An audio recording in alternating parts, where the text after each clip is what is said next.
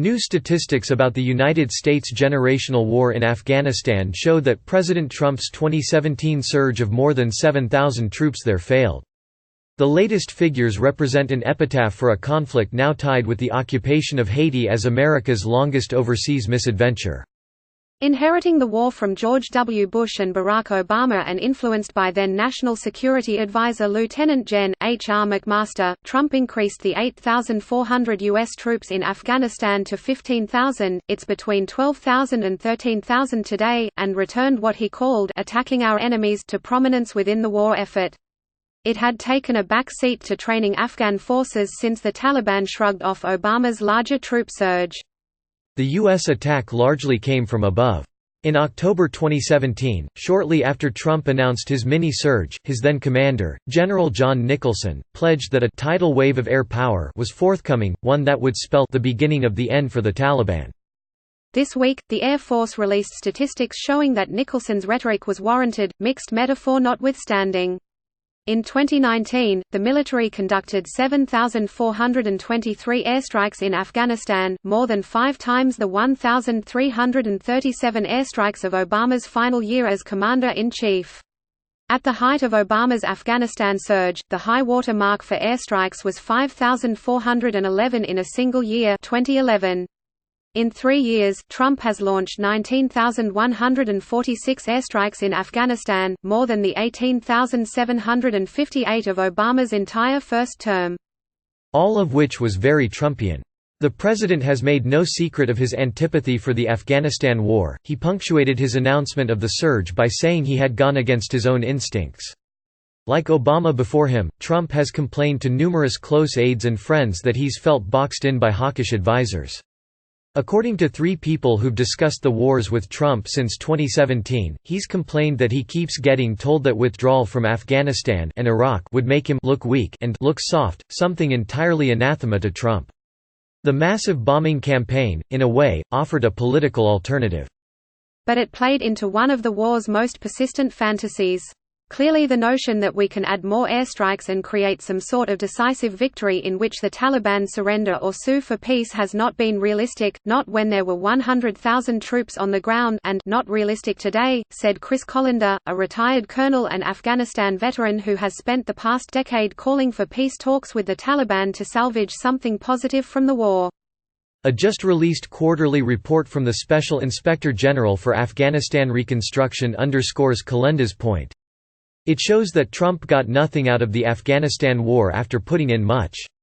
Far from the beginning of the end that Nicholson forecast, the Taliban is in some of its best shape since its overthrow by US-backed forces in 2001. The Taliban conducted 8,204 attacks during the final 4 months of 2019, the highest level for any late-year period since the 7,685 it launched in 2010. In September, when Afghanistan held its still unresolved presidential election, the Taliban initiated the highest number of effective enemy-initiated attacks that kill or wound Americans or Afghans, civilian or military, in any month since recording began in January 2010, the Inspector General found. Overall, the Taliban conducted 29,083 attacks in 2019, which slightly surpassed its 27,417 attacks in 2018. That's significant because the Taliban got off to a slow start in 2019. Attacks appeared to decline early in the year while peace talks were ongoing, the Inspector General found.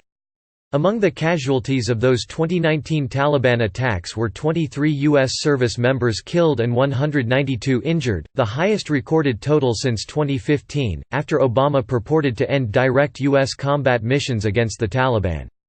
Defense Secretary Mark Esper calls the war a stalemate, which is a generous self-assessment, one that underplays the Taliban's achievement against a superpower. The Afghan security forces got marginally larger at the end of 2019, up to nearly 273,000 soldiers and police.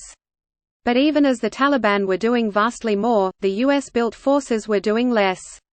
They conducted fewer ground operations from October to December than they did at any other point during the year.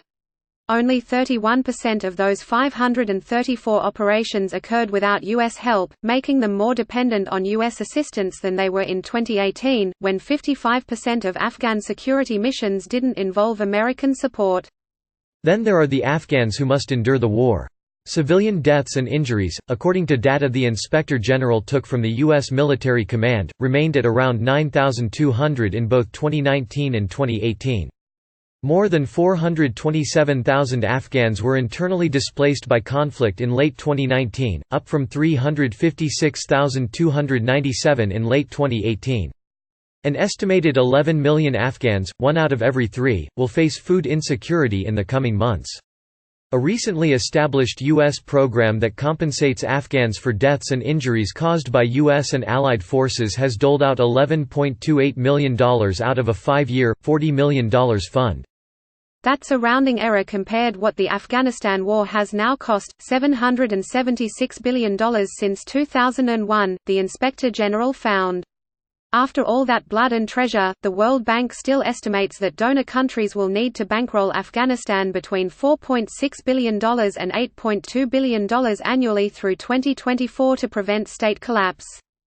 Kalenda is unprepared to call the war a failure. He believes that depends on whether and what a diplomatic settlement with the Taliban can yield, particularly on the core U.S. interest that Afghanistan not be used as a platform to threaten U.S. security. But a sort of meta-failure surrounds the overall U.S. approach, in his estimation.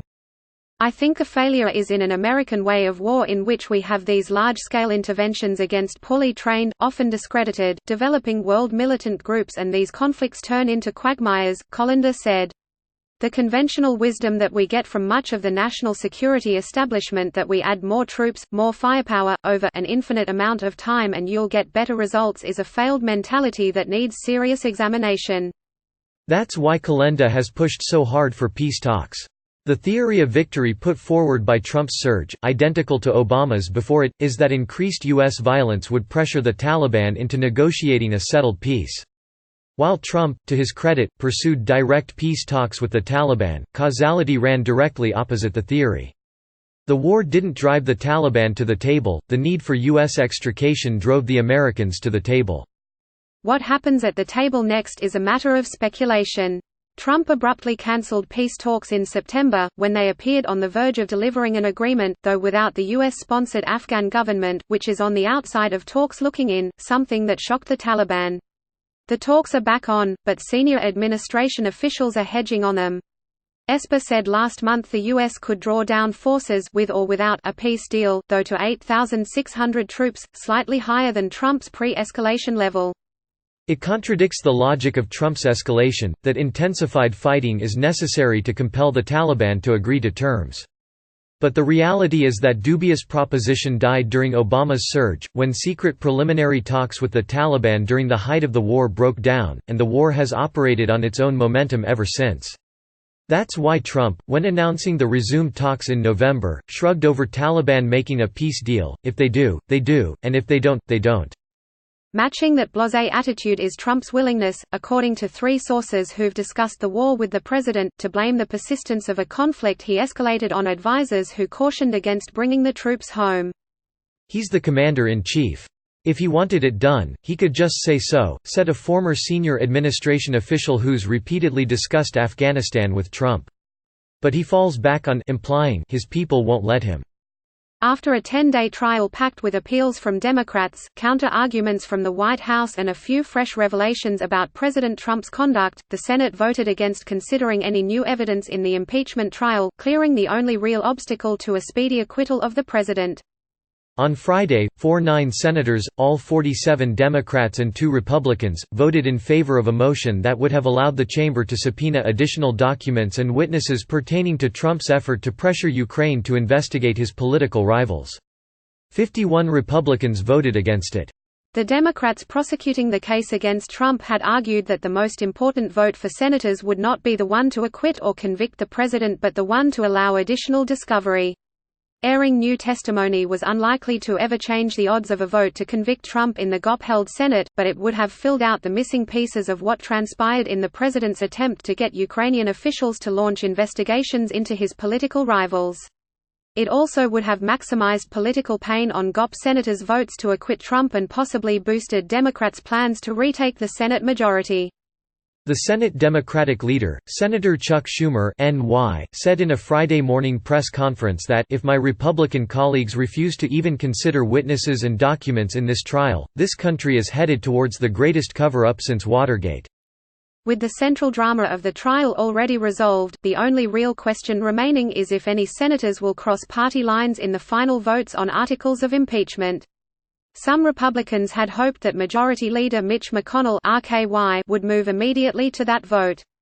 Instead, however, the Senate will likely take a few more days to hear closing arguments and allow senators to explain their votes in floor speeches, setting up an end to the trial early next week. A string of recent stories in The New York Times reporting that ex-National Security Advisor John Bolton had written in his forthcoming book Confirmations of Trump seeking a quid pro quo arrangement with Ukraine rocked the Senate trial. And, for a moment, it seemed to disrupt the carefully plotted course that McConnell had in mind. A third story, coming just hours before the witness vote, reported that Bolton had written that Trump directed him to help with his Ukraine pressure campaign, and that top White House officials had witnessed the ask. That reporting was addressed repeatedly by House impeachment managers in their closing argument for witnesses on Friday. But Republicans remained unmoved, including those who had been considered possible votes to hear more evidence. One of them, Senator Lisa Murkowski (RAK), pointed to the likelihood of acquittal as a major reason to not prolong the trial any further. "Given the partisan nature of this impeachment from the very beginning and throughout, I have come to the conclusion that there will be no fair trial in the Senate," she said. "I don't believe the continuation of this process will change anything.